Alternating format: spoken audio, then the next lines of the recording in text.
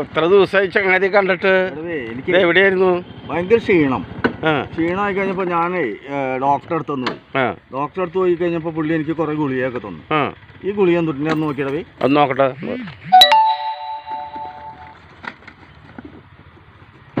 ഇതുണ്ട.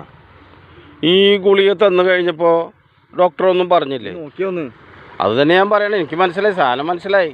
അപ്പോഴേ ഭയങ്കര ക്ഷീണം. അപ്പൊ ഈ മുടിയൊക്കെ മുടിയൊക്കെ കൊഴിയുണ്ടല്ലോ. കൊഴിയുണ്ട്. ഭയങ്കര ക്ഷീണം കുറേ ദിവസമായിട്ട്. അപ്പൊ ഞാൻ ഡോക്ടറെ അടുത്ത് ഒന്ന് ചെന്ന് കഴിഞ്ഞപ്പോൾ അയാൾ ഈ ഗുളിയൊക്കെ തന്നെ ഒരാഴ്ച കഴിക്കുക, റെസ്റ്റ് എടുക്കുന്നൊക്കെ പറഞ്ഞു.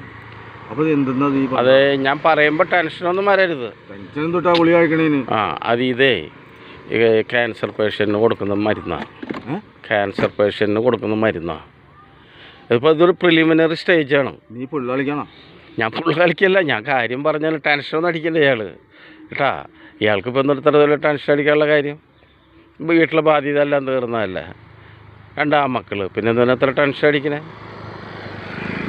അത് വേറെ ഇതൊന്നും വിചാരിക്കണ്ട. ഇനിയിപ്പോൾ എന്താ ചെയ്യേണ്ടതെന്നറിയോ?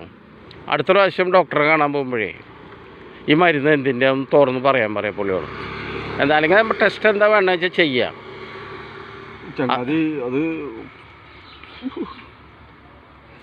സമാനപ്പെട്, ഇയാൾ സമാനപ്പെട്.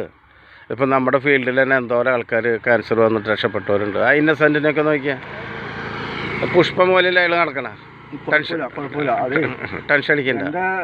ഉത്തരവാദിത്തങ്ങളൊക്കെ തീർന്നു. പിന്നെന്താ, വയസ്സാവും, നമ്മളെന്തായാലും മരിക്കും വിചാരിച്ചാൽ മതി കേട്ടാ. മരിക്കണമെങ്കിൽ മരിക്കട്ടെ.